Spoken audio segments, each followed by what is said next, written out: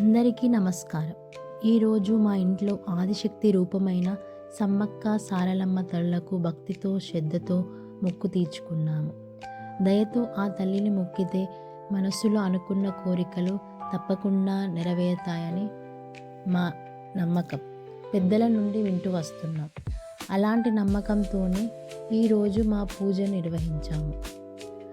మొదటగా మా ఎత్తు బంగారాన్ని పవిత్రంగా కొలుచుకొని సాంప్రదాయం ప్రకారం ఇంటికి తీసుకొచ్చి అమ్మవారికి సమర్పించాం. ఆ తర్వాత మా ఇంటికి వచ్చిన బంధువులందరితో కలిసి ఆ తల్లి నామస్మరణ చేస్తూ ఆశీస్సులను పొందాము.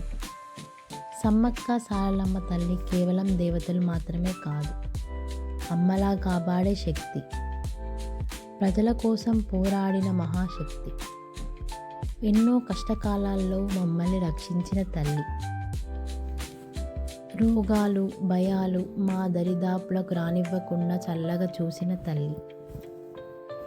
ఈరోజు మేము నీకు సమర్పించిన ఈ మొక్కును దయతో స్వీకరించి మా కుటుంబంపై నీ కరుణా కటాక్షాలు ఎప్పుడూ ఉండేలా చేయి తల్లి. మా ఇంట్లో సుఖశాంతులు నింపి పిల్లలకు ఆరోగ్యం ఆయుష్ ఇచ్చి మా బంధుత్వాలను ఇంకా బలంగా నిలుపు తల్లి. సమ్మక్క సారలమ్మ తల్లి నీ దయ మా మీద ఉంటే మాకు ఇంకేం కావాలి తల్లి.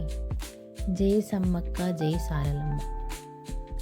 ఈ వీడియో కనుక మీకు నచ్చినట్టయితే లైక్, షేర్, సబ్స్క్రైబ్ చేయండి.